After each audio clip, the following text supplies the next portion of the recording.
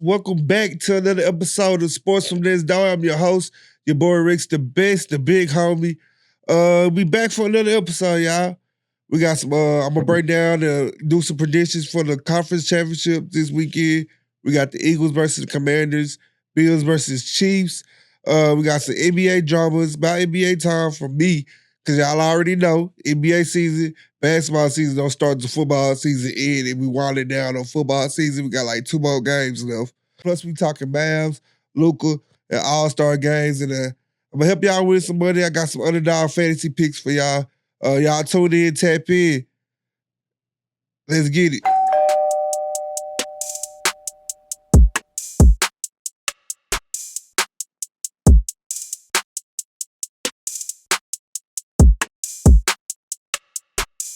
All right, y'all. Let's start off with the NFC Championship game. This one kind of breaks my heart, bro. I ain't gonna lie. I'm gonna hate watching this game Sunday. We got the Washington Commanders at the Philadelphia Eagles. Two of the Cowboys' biggest rivals going at it for a conference championship, which the Cowboys haven't been in since I've been born. Yeah, that's gonna be a sight to see, say the least. I'm really not looking forward to it, but let's get into it. Let's be real. The Eagles are the favorites. They're the better team, and they're the stacked team. They got the best defense in the league. They got Vic Fangio dialing up the pressure. Got the boys flying around the ball. They lead the league in total defense. They lead the league in passing defense. They second in points allowed, and they have Saquon Barkley, the NFL's rushing leader, and probably having, like I said last spot, the best season from a running back that we've seen in a long ass time. This man is a monster when it comes to playing in the playoffs, bro. I know the Giants, he hasn't had that much playoff experience, but since he's been in the Eagles, he's unstoppable. And that's what the Eagles' offense is built on, that run game. Once the run game get going, they can control the clock, they can wear the team down, and next thing you know, they're coming out the end of the game with the W. But let's not sleep on the Washington Commanders. Because remember, I told you about that quarterback. Jaden Daniels. Hey, they're rookie. They're rookie there, boy. That boy's a monster. The kid legit, over 2 playoff games, he's completed nearly 70% of his passes for 567 yards and 4 touchdowns. And you know who's calling those plays? Cliff Kingsbury. Has them running basically like a no-huddle offense, college-style offense, quarterback-friendly offense. Got some crazy receiver alignments, how he designed those plays. And he got Scary Terry on the other side. His play designs, as you can see last game against the Lions, which is a good defense, by the way. I know they was dealing with some injuries, was catching the whole defense off guard. They've been doing that all year. I'm a Cowboys fan. I seen it firsthand. They're going to score a touchdown. Your whole defensive backfield looking at each other like, what just happened? Cliff Kingsbury is dialing up the plays, man. I mean, at this point, they playing with house money. They ended a 20-year plus drought of making it to the conference championship. So right now, they basically playing for house money. So my pick for this game, I got to pick with the Eagles, though. It hurts me, but their defense just a little bit too much, bro. I don't think Jay Daniels being a rookie, good player. He has a lot of great years in the league ahead of him, but right now, I just don't see it. I'm calling it 28-20. Eagles win, but I'm not surprised. Don't be surprised if Jaden Daniels keep this game interesting and it comes down to a last drive. Don't be surprised. I'm calling that now. Don't be surprised. Now over to the AFC, we got the Bills versus the Chiefs. This one has a classic written all over it. We remember last time the Eagles and the Chiefs, not the Eagles and the Chiefs. Remember the last time the Bills and the Chiefs played each other? classic in the playoffs. It was a classic. Patrick Mahomes is going for his 5th Super Bowl appearance in 6 years. That basically makes the Chiefs the new New England Patriots, bro, at this point, because the dynasty, the success, the continued success, like I said, the calls they get. But is this causing Chiefs fatigue? Are we tired of seeing the Chiefs in the playoffs? Are we tired of seeing are we tired of seeing the Chiefs in the Super Bowl? You got quarterbacks from opposing teams like the Ravens, Marlon Humphreys, saying that, like, at this point, I think everyone is tired of seeing Kansas City dominate, and they should be. But what are you gonna do about it? Baltimore Ravens? What are you gonna do about it, Lamar Jackson? What are you gonna do about it, Marlon Humphreys? If you don't want to see a team dominate, stop them from dominating. It's easy. Well, I guess it's not easy when you playing against a quarterback like Patrick Mahomes, but it's easy. Just stop them. That's all you got to do. Just stop them from dominating. But let's talk about the Bills. Josh Allen, he's on a mission. You know what I'm saying? Buffalo hasn't been to the Super Bowl since, when they lost on 4 straight. And now they got a balanced offense. They spread the ball around. The defense has been playing lights out in big moments. Now, I'm not saying they're good. I'm not saying they're the greatest defense they ever had. But when the big moments come around, their defense step up and make plays. So the key for Buffalo is they got to keep pressure on Mahomes.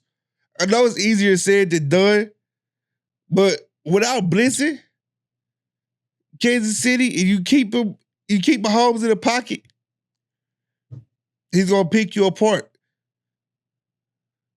Now, Kansas City, you have to do the opposite. You have to keep Josh Allen in the pocket. Because we all know once he gets to moving, that's the white Cam Newton. He's gonna run right over you. So let's keep him in the pocket. Let's let our pass rushers get to him. Hey, and force them short passes and make the Bills playmakers beat us. Because it's better than having the ball that Josh Allen has. But my prediction for that game is 31-27, Chiefs winning the thriller. The Bills gonna make them earn it as we expected. It's cold, but the Bills ain't worried about the cold. I think for the games of this weekend, this is the must watch. This is the game that we must watch.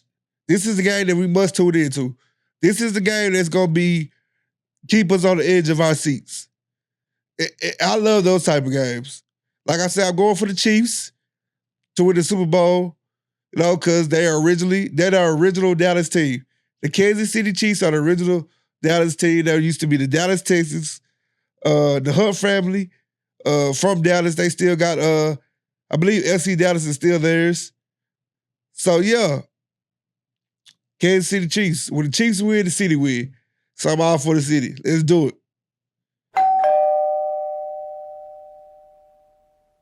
All right, like I said,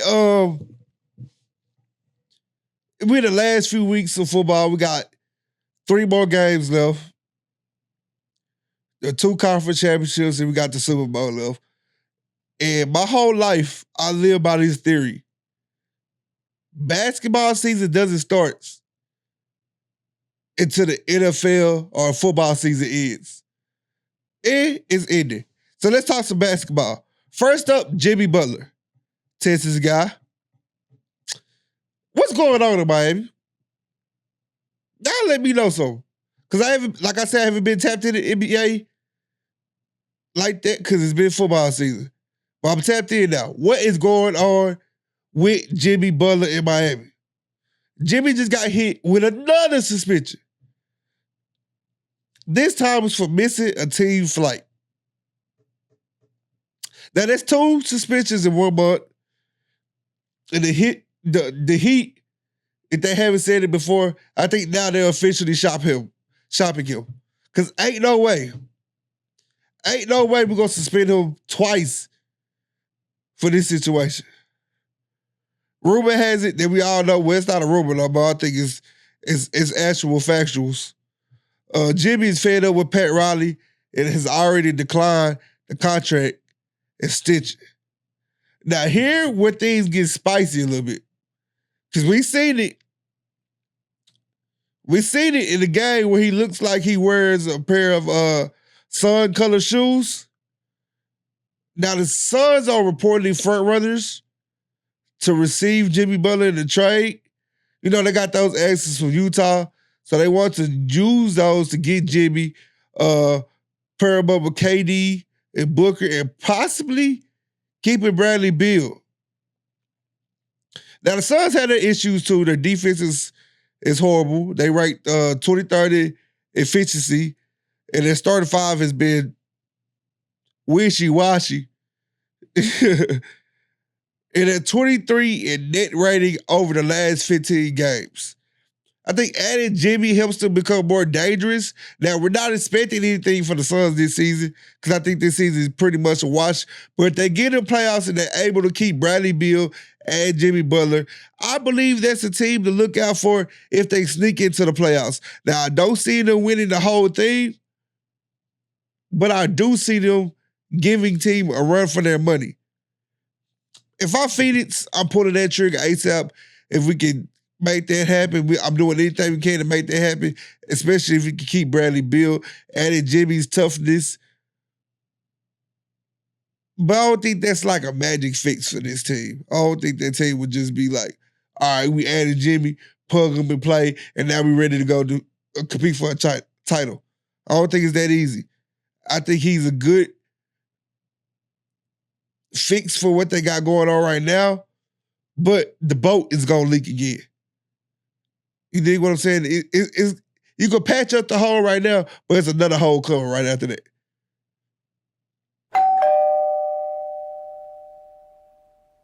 Now let's get to the hometown squad, the Dallas Mavericks. This season been kind of rough. Like I said, I've been watching it from afar. It's been kind of rough to watch those games, especially with Luka Doncic hurt. Now I do give it this way: we've been showing effort in some games that I haven't been paying attention to. But my man Luka's been out since Christmas Day with that calf injury, and the Mavs just been looking like a shell of themselves since. They only got 4 wins since he went down, and they can't seem to find no rhythm without him. They look good one game, then the next game they look horrible. I